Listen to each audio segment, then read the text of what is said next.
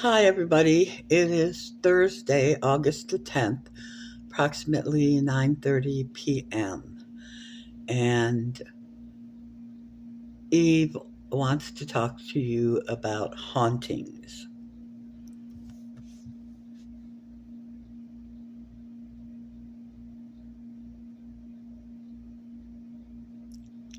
Yes, we understand that there are many theories about what a haunting is. There are many explanations by a variety of different people, and we wish to set the record straight as to what types of hauntings there are and what this actually means. Now, many of you understand that there is a type of haunting that really has only to do with energy that has been left behind, shall we say. In other words, whenever an action takes place, it is imprinted. Some of you call this the Akashic Records. Others don't really place it anywhere specific. They just say, well, energy remains whenever there is an action taken. And so this would mean that your entire lives and the entire lives of others can be called upon, can be seen by anyone who can tap into this type of energy. Now, many of these hauntings are repetitive, shall we say. So you might see, for example, the same event which occurs over and over again. And this is often called a haunting. Now, sometimes people are very sensitive to this type of energy, and so they will perceive these actions. Other times, people do not tune in so well. And so a place may contain a great deal of this type of energy, of this type of repetitive action, but it will not be perceived by many people. And so it is not only that this energy is strong or stored in a certain physical place on your plane, for lack of a better way to explain it. But it also is determined by the person that is examining this, that is experiencing it. For they must be sensitive enough in their energy to find and tune in on this particular portion of the Akashic record. So, this is one type of haunting that is quite prevalent. And some areas of the earth plane, these type of hauntings will be stronger because the energy is increased. When you look at say, a grid of the physical earth plane, there are certain areas, some quite small and some quite large, that tend to magnify certain types of energy. These have been referred to by the one called Seth as coordination points, and we would say that's a fine way to express them. But what they actually are magnifying points. They are places where energy is magnified. And so, for those who are sensitive, they are more easily tuned into. Now, these happen in areas such as New Orleans, for example. Moscow has several of these types of spaces. They occur all over the world. Uh, Generally, the energy of this type of haunting is so great because of the emotional significance of the event. So even if the haunting that is perceived seems to be small, such as just a particular person walking by, or an animal that one sees sitting and barking, perhaps if it is a dog. There will be behind these some great emotion. Mm, we would say, for example, in Texas, the Alamo has a great number of these, even to the point where they can be photographed. Sometimes the photographs come through very clearly, and other times they come through only as an orb or a flash of energy that one can say, well, this is not normal. Why did this show up in the photograph? Mm. So we think that takes care of this one particular type of haunting. Now, the next type of haunting we would discuss is what has been deemed a poltergeist activity, and this is where objects fly across the room, where it seems as if things are moving of their own accord. Perhaps you are sitting in a room and suddenly the door flings open, or a piece of furniture, seemingly of its own accord, is moves quite quickly from one part of the room to another part of the room. Now, in the majority of cases, the vast majority of cases, these are not hauntings in the strictest sense. They are more telekinesis, we would say. These are telekinetic events brought on by the person who is perceiving them. Uh, in research of these poltergeist activities, one finds that a great deal of them occur around teenagers. Now, this is not surprising, because the amount of energy put out by teenagers is just huge. You know, they have a great deal of mental energy, physical energy, hormonal energy, and often they don't know what to do with it. And so it just accumulates and at some point bursts forward. There's also involved in this. A love of drama, shall we say, a desire for crisis, something that will draw more attention to them. This is especially found in teenagers who are mm, tend to be more solitary, or tend to live in households where a great deal of affection is not expressed. And so, by channeling their energy into poltergeist activity, they draw attention to themselves, you see, and they become somehow special. Now, along similar lines, you have hauntings where people are mm, physically affected, such as stigmata, or someone may say, end up with slashes across their body, great scratches across the back or shoulders or face.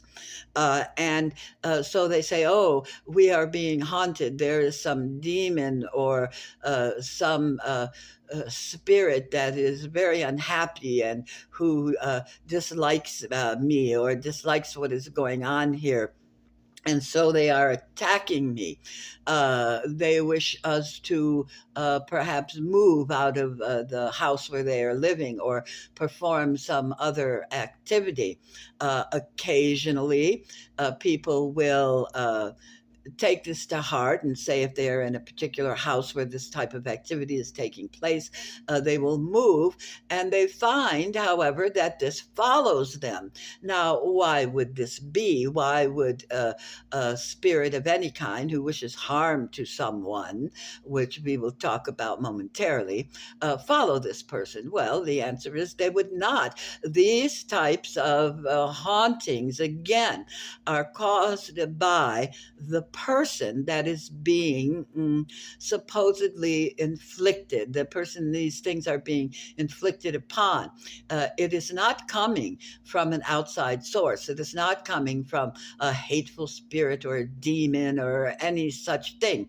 It is coming from the person themselves, who, if one explores their psychology, will find there is an element of self hate, an element of lack of belief in worthiness by this person who is experiencing these types of hauntings. Now, a family member or someone from the outside may witness this. They may say, "Oh, we are looking at this person, and as we are looking at them, we can see these marks occurring. Something is happening to this person. And here is a film that we have made to prove it. Here is our signature on an affidavit that says, yes, we have seen this." But again, we tell you that is irrelevant because whether it is witnessed by someone other than the afflicted, it is still caused by the person who claims to be being attacked. It is coming from themselves. There is a great amount of possibilities for what one can create. One creates their own body, for example, and you do this over and over many times per second. It requires a certain amount of energy to do this, but it does not necessarily demand belief. It does not demand that you believe that you can create these things. You can create them whether you outwardly believe it or not. If the circumstances are correct, psychologically and energetically, then all kinds of things can be created by you. This is an area that is being explored by humanity. Energy manipulation is a large part of your purpose on the physical plane. And since you have free will, and since your creations are dependent upon so much more than just your desire to have something occur, many times you create something and it surprises you. And you say, well, how did that happen? It must have happened to me. I could not have created it, and yet you have created it. So this is another type of haunting. Now, the next type of haunting would be seemingly coming from spirits who are trying to get a message across to you. Now, this, depending upon how you define it, could also be as simple as, say, a medium. A medium who is speaking to a type of energy that has crossed over.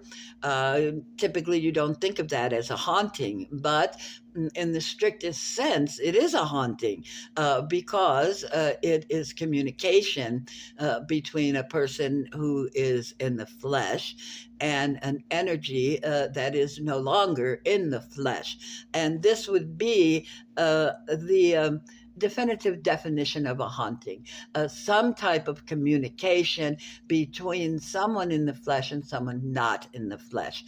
So right now, as we are speaking through this one, we could say this is a haunting. Yes, she is being haunted by us as we express ourselves through her physical body, as we change her energy, as she changes her energy, and our energies come together so that we perceive one another. In the very strict sense, we could say this is a haunting.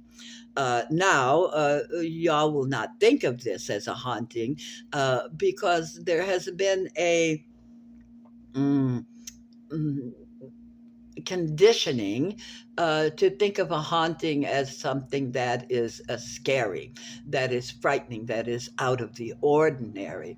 But it fits the definition nonetheless. Now,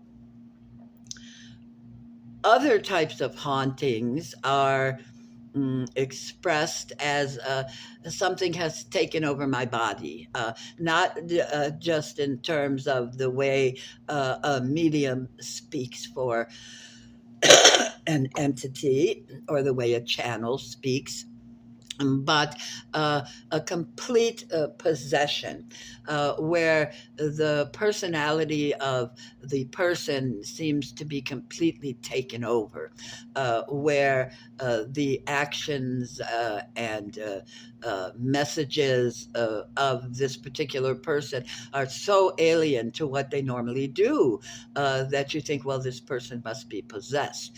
Additionally, those who claim to be possessed may exhibit activity that is not normally considered to be a part of the human abilities. For example, they may speak languages that they have never come in contact with. They may bend their bodies in ways that seem tortuous. And this type of activity, you see, that is just so alien. Now, these have tended to be defined as coming from a demon or some malevolent off-world creature. And the way they have been dealt with over the centuries has in itself been rather demonic, if we say so, as in sometimes these people are chained, sometimes they are beaten, there are exorcisms, there are a variety of chants and whatnot said over this person to try and drive the demon out. Now, although these are well documented in many cases, we say to you there are no demons. There are no demons. We must continue to stress this because so much of the myth around certain activities it claims that these have come from creatures that are malevolent, that there are just all of these malevolent energies floating around wanting to take over people or influence people in their actions. And we tell you, no, this is not the case. These types of things generally are a misunderstanding, caused by a misunderstanding of the relationship between the human being and the non-physical entity.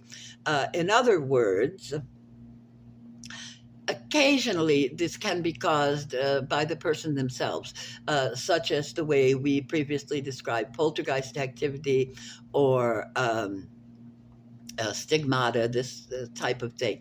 But in many, many cases, what is happening in possession, what is termed possession, is that there is an entity attempting to make contact, attempting to have a communication with this individual. But the individual is so steeped in erroneous understandings, erroneous beliefs, that they become frightened. And the more frightened they become, the harder it is for them to understand what is going on.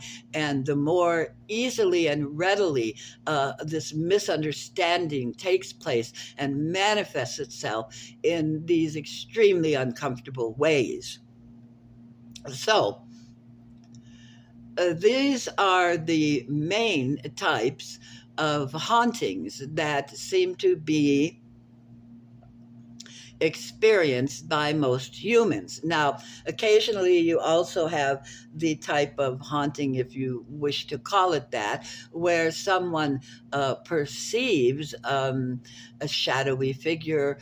Perhaps they recognize it, perhaps they don't, but there is nothing happening. There is no communication. There is no a feeling of ill will or goodwill. There is no message. They simply see a spirit. They say, "Oh, we see this spirit is."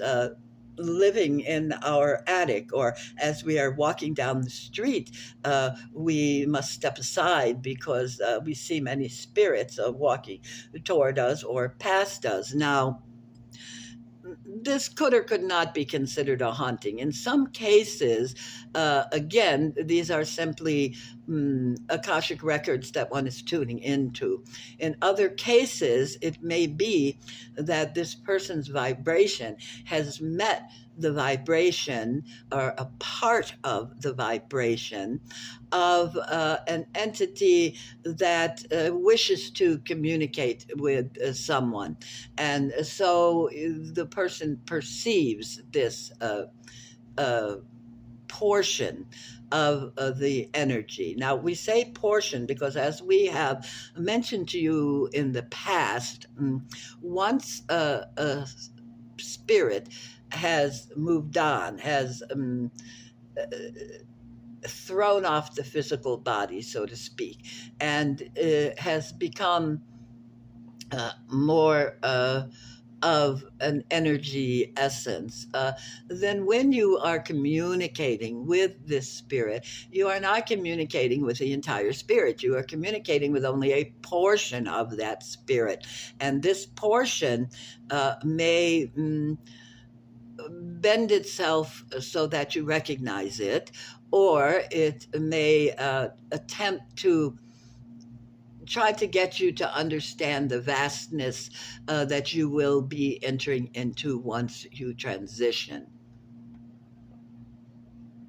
So we feel that this is enough for now, and we would ask you to submit any questions you may have, and we will be happy to address those in a future video.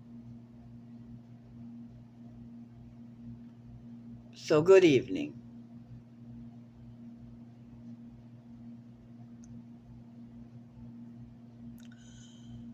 Okay, thank you. I shall attempt to get this posted post haste.